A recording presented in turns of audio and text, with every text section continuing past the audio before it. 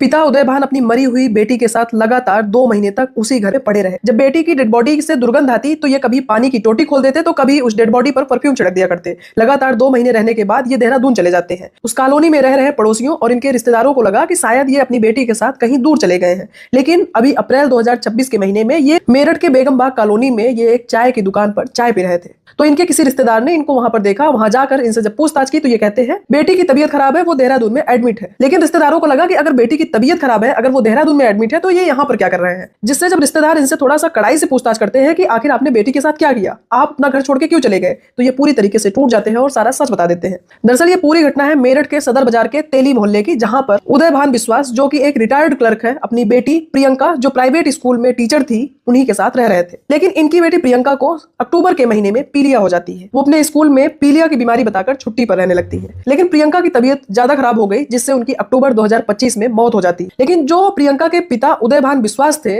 अपनी बेटी के मौत के बाद उसी घर में रह रहे थे। ना तो अपनी बेटी के मौत की जानकारी ये किसी पड़ोसी को देते हैं, ना किसी रिलेटिव्स को देते हैं, बस उस डेड बॉडी के साथ उसी घर में रह रहे थे। जब उस डेड बॉडी से दुर्गंध आती तो ये उदय भान कभी टोटी का पानी खोल देते तो कभी उस पर परफ्यूम छिड़क दिया करते थे। लेकिन जब उस घर में पूरी तरीके से गंदगी फैल जाती है, दुर्गंध आने लगती है, तो ये उदय भान अपनी बेटी के डेड बॉडी को उसी घर में लॉक कर देहरादून चले जाते हैं। और इन 4 महीनों के बीच में इनके कुछ रिश्तेदार भी उस घर पर आते हैं, पड़ोसी भी वहां जाते हैं। उनको लगा शायद ये बाप बेटी ये घर छोड़ के कहीं दूर चले गए हैं। लेकिन रिश्तेदारों को थोड़ा उदय भान के ऊपर डाउट होने लगा कि अगर ये शहर छोड़ के कहीं दूर जाते या कोई दिक्कत होती, ये अपने रिश्तेदारों या पड़ोसियों से कुछ तो जिक्र करते। लेकिन जब उनको उदय भान का कुछ पता नहीं चलता तो वो भी शांत बैठ जाते हैं। लेकिन अचानक अप्रैल 2026 में ये उदय भान दोबारा मेरठ के बेगम बाग कॉलोनी की एक चाय की दुकान पर चाय पीते दिखते हैं।